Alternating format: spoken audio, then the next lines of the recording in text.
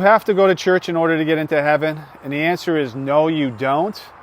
But if you have faith, why wouldn't you want to go to church? Why wouldn't you want to gather with your brothers and sisters?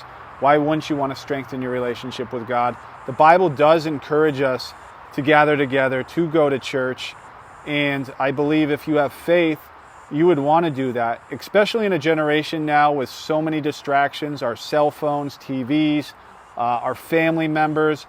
And church is a great way to have God's undivided attention with no distractions. And before I get into a few verses that I want to read to you tonight, no church is perfect.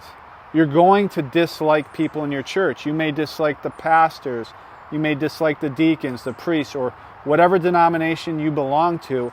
That's normal. We're going to have people we disagree and dislike, but what separates Christians from non-Christians is that we're supposed to love our enemies. We're supposed to love and tolerate the people we have disagreements with. And by doing so is going to church every Sunday and finding a church to gather with your fellow brothers and sisters to worship God. So let me get into these three verses. I want to read to you Hebrews 10:24-25, and let us consider how we may spur one another on toward love and good deeds, not giving up meeting together as some are in the habit of doing, but encouraging one another, and all the more as you see the day approaching. Matthew 18:20, where two or more are gathered, I am there.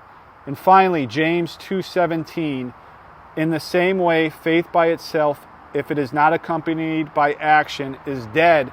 So going to church every Sunday is action, and faith is dead without action.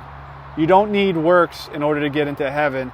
Faith alone gets you to heaven, but faith without works is dead, because when you have faith, true faith in Jesus Christ, you have works that will accompany that faith. That's it, everybody. God bless you. Hope you have a beautiful night.